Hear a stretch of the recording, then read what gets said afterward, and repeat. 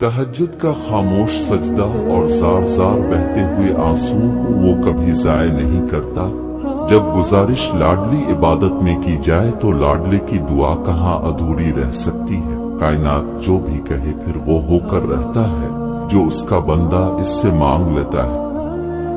और फिर जब तुम्हारा दिल तुम्हें अल्लाह के रूबरू ले जाता है तो वो तुम्हें थाम लेता है।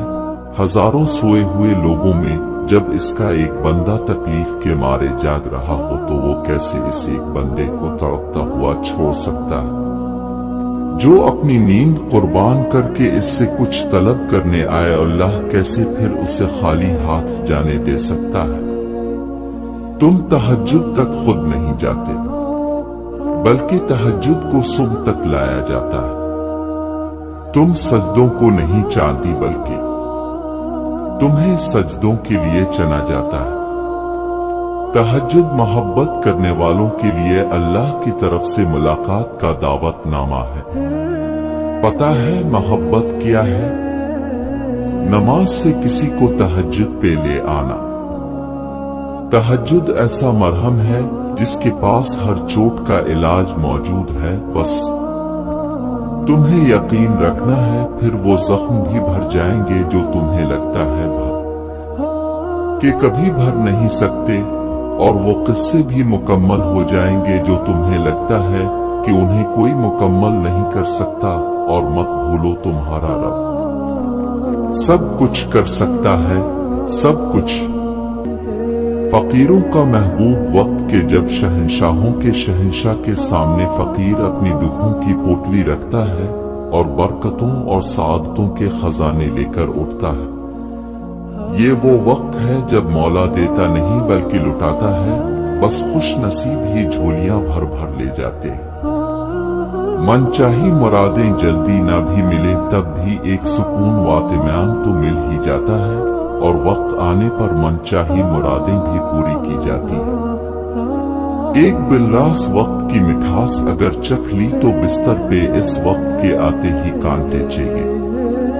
दो आलम से करती है बेगाना दिल को, अजब चीज है लज्जत आशनाई।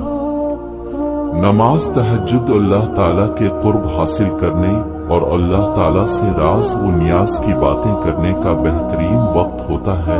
अल्लाह पाक को इंसान का नींद से बेजार होकर इसके सामने सजदा रेज होना और आंसू के मोतियों से अपनी इल्तिजा, अपनी दुआएं तलब करना बहुत पसंद है। यही वो वक्त होता है जब इंसान को मकाम से नवाज दिया जाता है। सजदा कर लिया है तो क्यों खादी से जिद लगाए बैठे हो?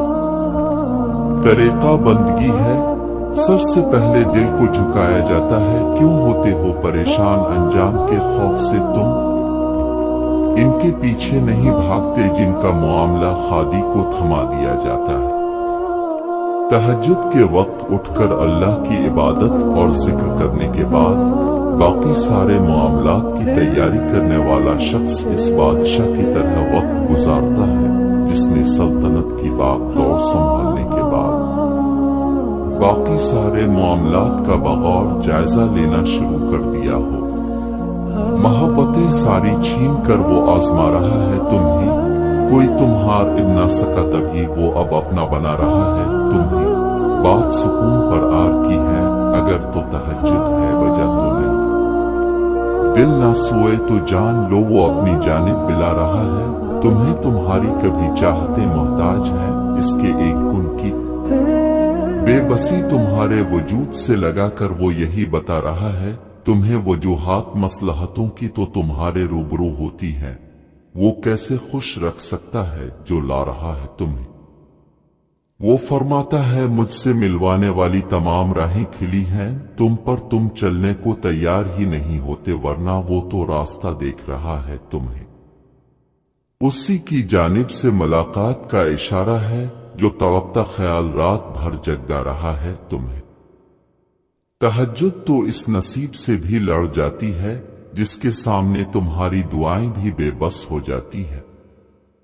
जब बस में और कुछ नहीं रहा है तो तहज्जुद का सजदा ही सही से ना हो सकी तो क्या हुआ, आपको बनाने वाले से ही मुलाकात सही। तुम्हें क्या लगता है कि जो दुआएं तुम तहज्जुद में मांगते हो वो कबूल नहीं होंगी? कभी कभी बहुत पहले मांगी गई दुआ भी कबूल हो जाती है, और जब वो कबूल होती है तो हम बेसाख्ता कहते हैं, या अल्लाह, ये दुआ तो मैंने बहुत पहले मांगी थी, तुझे याद थी। एक दिन तुम इन दुआओं पर भी यही अल्फाज कहोगे जो तुम अब मांगते हो। गिन फरमाना मुश्किल काम थोड़ी ना है अल्लाह के लिए। जब वो कुन फरमाता है तो पस हो जाता है और चीज वजूद पा जाती है।